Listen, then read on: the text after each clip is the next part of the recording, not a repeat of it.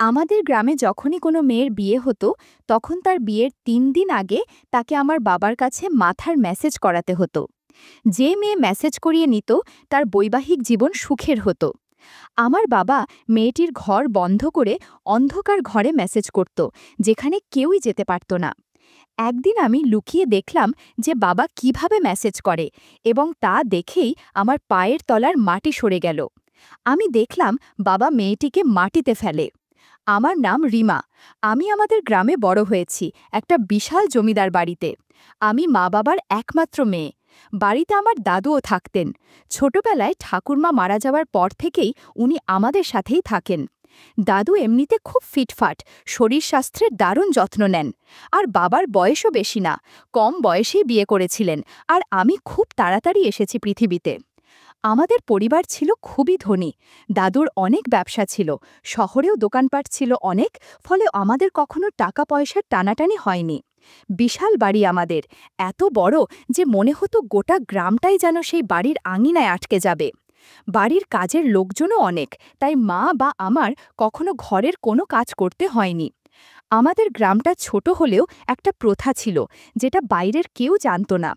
আমাদের গ্রামে যখন কোনো মেয়ের বিয়ে হতো তখন বিয়ের ৩ দিন আগে মেয়েটিকে আমাদের বাড়িতে পাঠানো হতো। কারণ ছিল একটা বিশেষ রীতি। সবাই বিশ্বাস করত বিয়ের আগে মেয়েটি যদি আমার বাবার হাতে মেসেজ করিয়ে নেয় তবে তার বিবাহিত জীবন হবে সুখের, শান্তির। এই মেসেজ প্রক্রিয়া খুব গোপনীয় ছিল। মেয়েটিকে বাড়ির ভেতরে একটা নিরিবিলি ঘরে নিয়ে যাওয়া হতো, দরজা ভেজিয়ে। সেখানে বাবা নিজে তাকে মেসেজ দিতেন। বাইরে কেউ যেত না, ভেতরে কি হতো কেউ জানত না। তবে ঘণ্টাখানেক পর যখন মেয়ে বেরিয়ে আসত, তার চোখে মুখে একরকম চুপচাপ ভাব থাকত। আর কিছুক্ষণ পর বাবাকে যখন ঘর থেকে বেরোতে দেখতাম, ওনার গায়ে ঘামের ছাপ, মুখে যেন ক্লান্তির রেখা। তখন আমি বুঝতাম না কিছুই, ছোট ছিলাম তো। কিন্তু এখন বয়স হয়েছে, ১৬ পেরিয়ে গেছি। এখন বুঝি এই রীতিটা ঠিক কতটা অদ্ভুত। বাবার মধ্যে এমন কি আছে যা শুধুমাত্র তার ছোঁয়ায় কারো জীবন সুখের হয়ে যায়। এমন বিশ্বাস কিভাবে একটা গোটা গ্রামে গড়ে উঠল।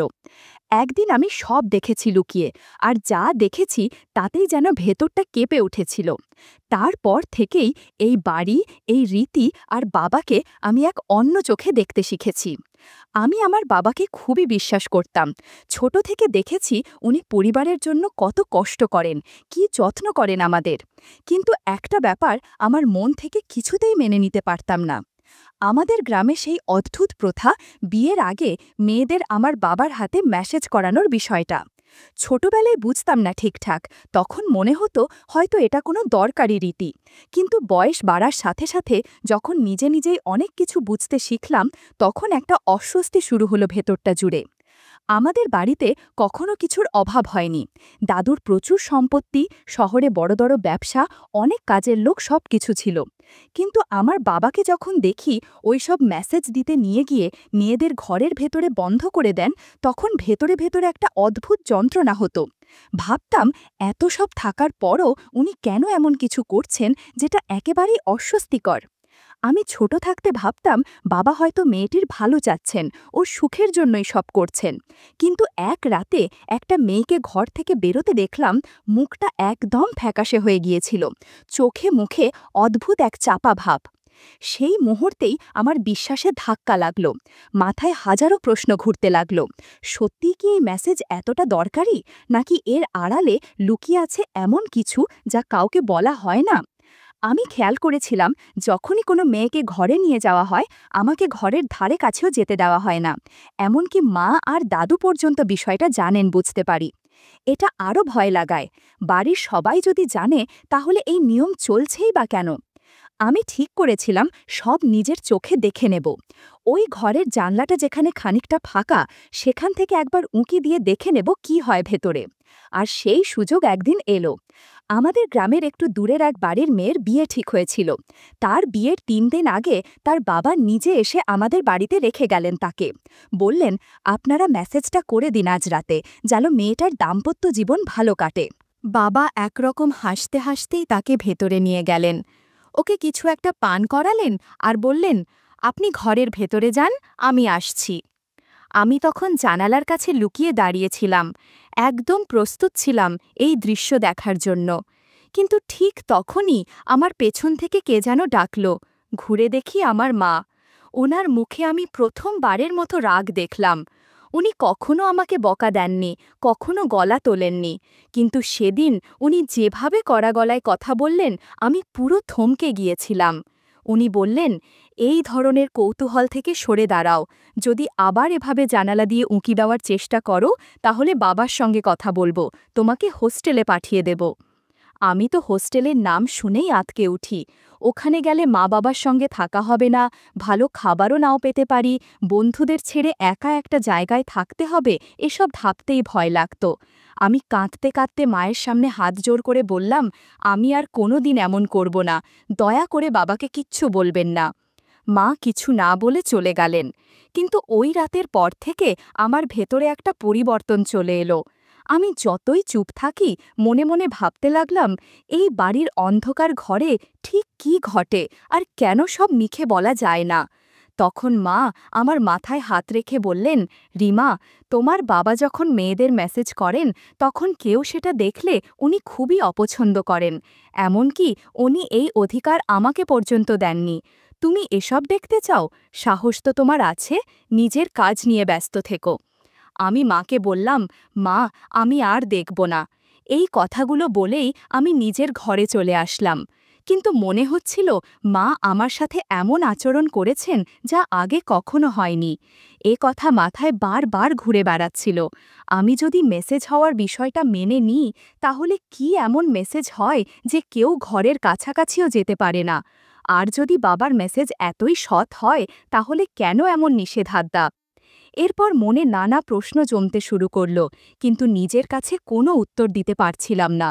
সারা দিন শুধু একটাই ভাবনায় ছিলাম, প্রশ্নগুলোর উত্তর খুঁজে বের করতেই হবে। তারপর একটা পরিকল্পনা করলাম, যখন ওই মেয়েটির বিয়ে হবে তখন যাব আর তাকে সরাসরি জিজ্ঞেস করব আসলে কি হয়েছিল।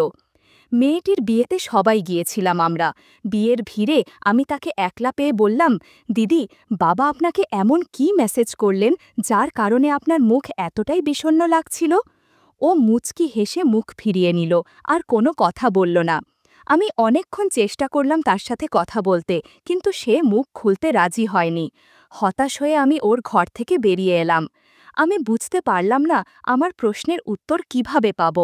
আমার মনে সন্দেহ জাগল, হয়তো বাবার মেসেজের পিছনে কিছু আছে যা মেয়েদের কষ্ট দেয়, আর তাই তারা ঘর থেকে বের হওয়ার সময় এতটা বিষণ্ণ থাকে। কিন্তু আমি কার কাছে জিজ্ঞেস করব? মাকে তো জানতাম সে আমাকে সেখান থেকে দূরে রাখার জন্য বলেছে, বাবার কাছেও কথা বলতে পারছি না।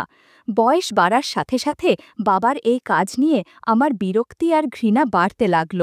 মনে হচ্ছিল উনি মেয়েদের প্রতি স্নেহ দয়া পর্যন্ত করেন না। এসব কথা কেউ শুনলে বিশ্বাস করবে না যে যিনি আমার বাবা, আজ আমি ওনার থেকে দূরে সরে যাচ্ছি, কথা বলতেই চাই না। উনি যখন আমার কাছে কথা বলতে আসেন তখনই আমি কোনো না কোনো কারণ দেখিয়ে দূরে চলে যাই।